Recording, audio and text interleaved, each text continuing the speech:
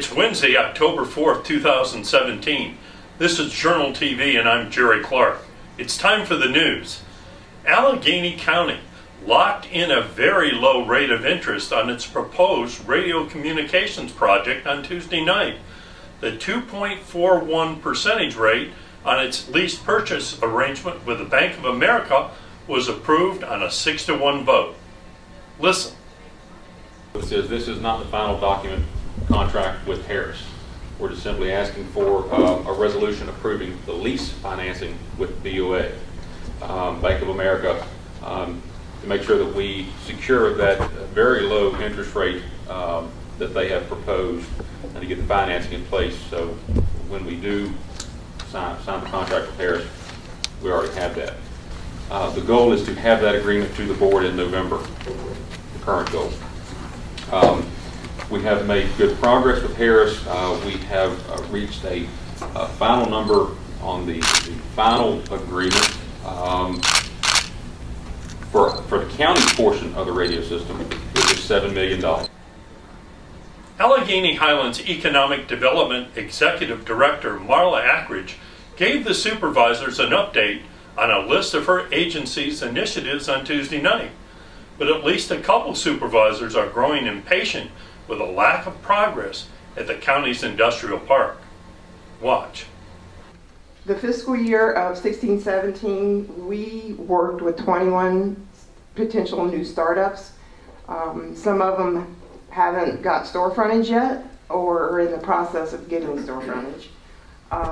And it takes about 6 to 9, maybe more, face-to-face meetings with them before they ever get over, I say, the fear factor of starting their business.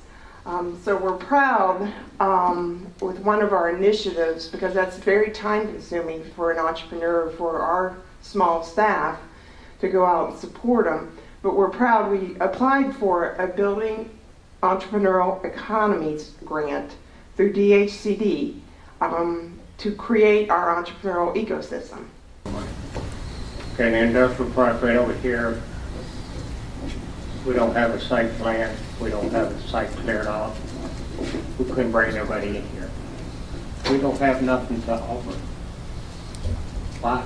I mean, why are we not pushing for grants? I mean, and it goes back to what we've just recently put in place as a joint economic development effort with the city of Covington, and it's all mirrored off of the success really that they had with the Western Virginia Regional Industrial Facilities Authority.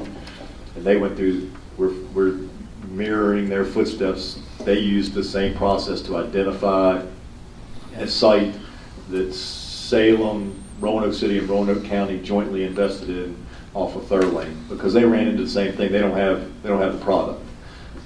And by bringing in using this grant and bringing in someone from the outside, it takes the local politics out of the identification of the primary site, and that's why it's been utilized successfully in other localities, and the impetus for us to try to do it here, because we lack the product.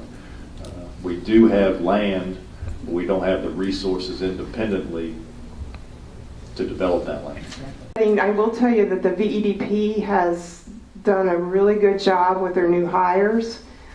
They have a strong role initiative, and I sit on that subcommittee. We have a webinar and a conference call twice a month. We've seen a lot of VEDP staff here this past fiscal year. I started tracking that because we had a hard time getting them to come over, and they're consistently coming now.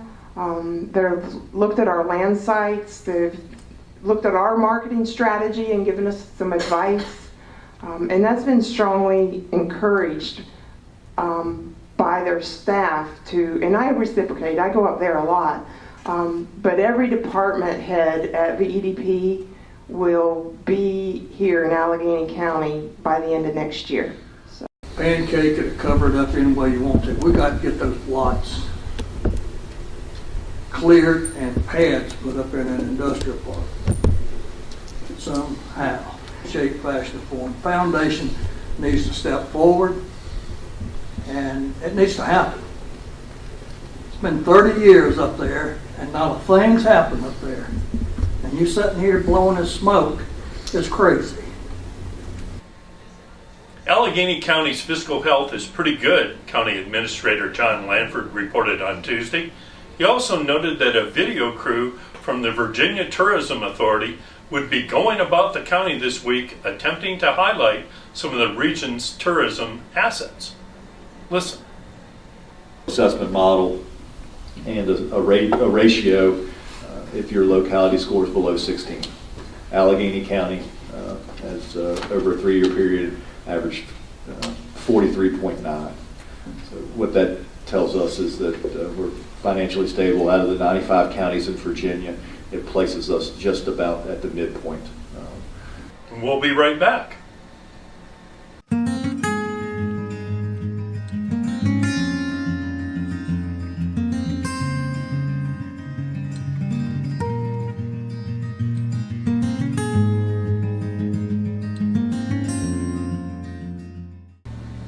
Phillips Construction Company work proceeds along Winterberry Avenue in Lowmore.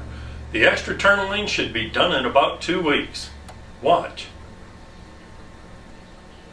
Hammond Mitchell Corp. continues work near the Hickory Avenue Main Street intersection in Clifton Forge, with huge manholes being installed to handle stormwater flows. A replacement drainage pipe eventually will be installed that goes under Route 60 as well. Watch.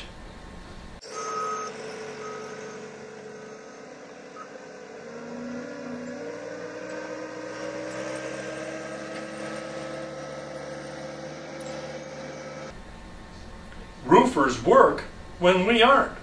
BB&T in Clifton Forge was getting some roof work done on Tuesday after the facility's regular closing hours.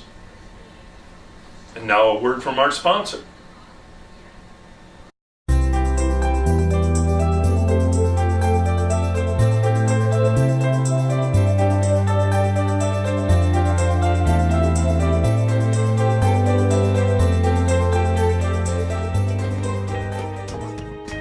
Let's take a look at some upcoming events.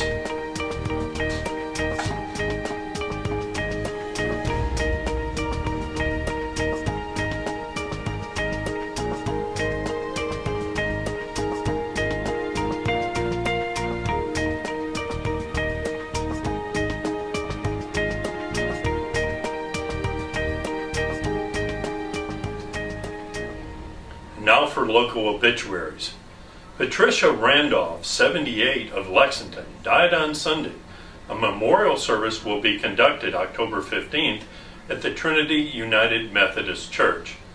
Dolores Campbell, 63, of Goshen, died on Sunday. Her funeral was conducted earlier today at the Craigsville Funeral Home. Catherine Wood, 95, formerly of Millboro, died last Thursday. Her graveside service was conducted last Monday in Arlington. Julia Garnett, 89, of Lewisburg, died on Monday. Her funeral was set Saturday at Lewisburg United Methodist Church. Linda May, 64, of Hot Springs, died on Monday. Services are incomplete. John Klein, 93, of Buena Vista, died on Monday. His family will receive friends on Thursday at the Bowling, Gross, and Lots Funeral Home. Jeffrey Smith, 48, of Buena Vista, died last Friday. No services are scheduled. Let's check out the local weather forecast. On Thursday, it should be mostly sunny, high of 82 and a low of 54. On Friday, partly cloudy, high of 84 and a low of 56. And on Saturday, partly cloudy, high of 82 and a low of 61. And that's the way it is on Wednesday, October 4th, 2017. More stories, photos, interviews, and other videos are available 24/7, 365 on AlleganyJournal.com, YouTube, and on our soaring Facebook page. Thanks very much for watching Journal TV.